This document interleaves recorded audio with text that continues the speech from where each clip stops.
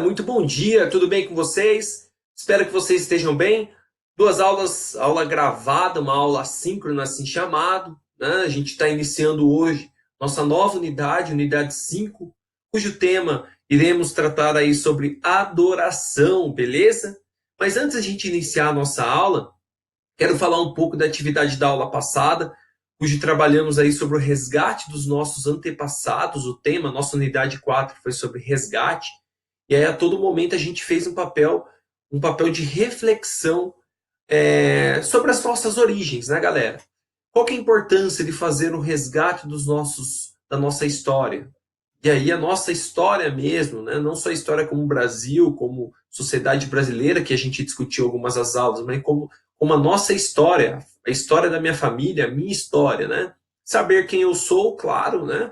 Então, o autoconhecimento, entender o momento presente, por que eu sou dessa forma, né? Então, a nossa história nos ajuda a compreender muito o que a gente é, e mais importante, né?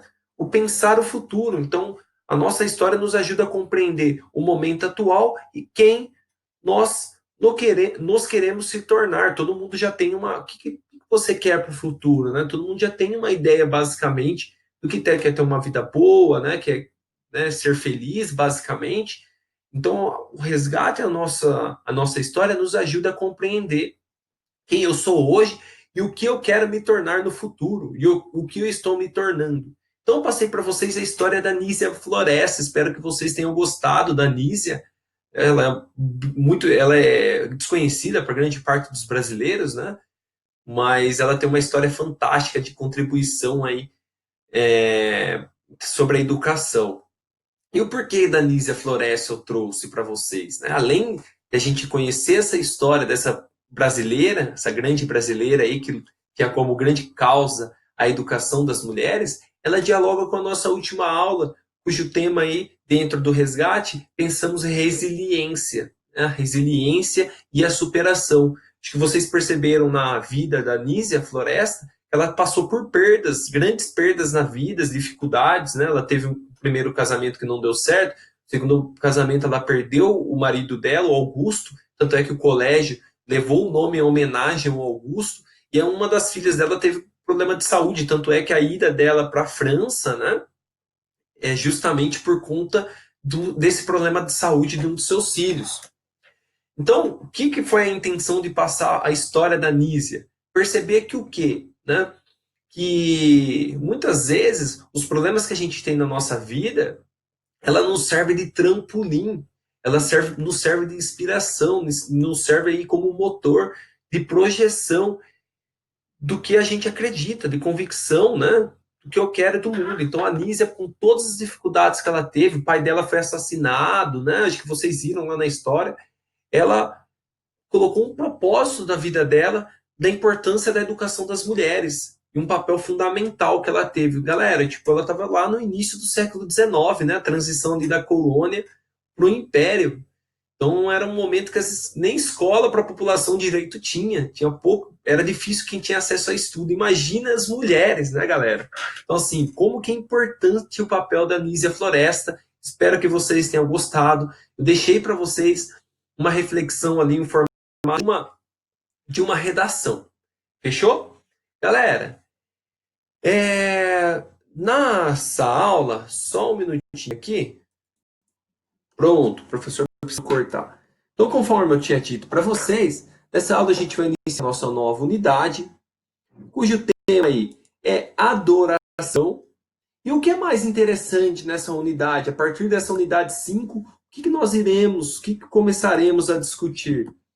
Todas as nossas aulas, vocês têm percebido, desde o início do ano, a gente a gente parte do princípio do relato bíblico, né? Então a gente parte do princípio aí, faz uma leitura do relato bíblico e intercala todos esses nossos temas dialogando com o relato bíblico, fazendo um exercício de reflexão sobre o relato bíblico e a nossa vida. E desde o início do ano a gente tem feito, basicamente, todas as aulas são baseadas no Antigo Testamento, onde ali a gente viu o desdobramento do reino de Israel. Lembra? A gente começou a discutir a figura do rei Saul, depois o rei Davi, né?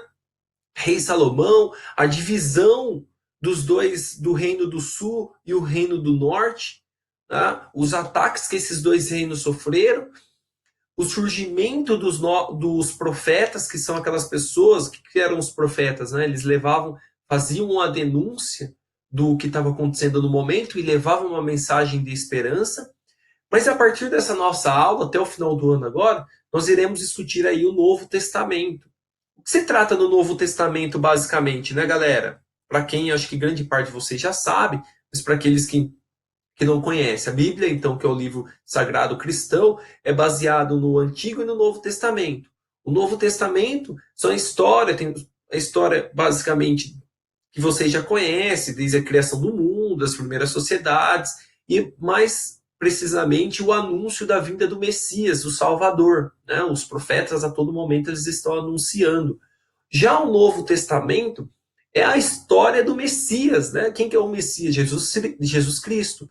Então, o Novo Testamento traz o quê? A vinda de Jesus, a passagem dele aqui na Terra, que está dentro do livro dos 4 evangelistas, que a gente vai discutir em todas as aulas, todas as suas ações, os seus ensinamentos. E no Novo Testamento também está presente a história das primeiras comunidades cristãs, assim chamado cristianismo primitivo, dentro do livro dos Atos dos Apóstolos, das primeiras cartas, né, dos discípulos de Jesus a essas primeiras comunidades cristãs. Beleza? Então, o Novo Testamento ele trata da história da passagem de Jesus aqui na Terra, seus ensinamentos, né, do qual nós iremos discutir até o final do ano, e também o início das primeiras comunidades cristãs, assim chamado como cristianismo primitivo. Beleza? Então, na aula de hoje, conforme eu tinha falado para vocês, que é a nossa unidade 5, o tema é sobre adoração, galera. E olha que bonita a nossa unidade sobre adoração, e olha que bonito o tema da nossa aula, fonte de vida, uma imagem bem bonita aí de fundo, né? O que é a fonte de vida, basicamente? O que vocês entendem aí por fonte de vida, né? Porque essa imagem retrata muito bem, né, a natureza e o que passa por debaixo aí da menina. Ela está sentada num banco, né, ou um tronco, né, a água grande responsável fonte de vida. E quando a gente fala de fonte de vida, a gente vai trabalhar um relato bíblico, que logo na sequência eu passo para vocês. Mas também, basicamente, sobre adoração, a gente vai falar sobre contemplação dos espaços sagrados.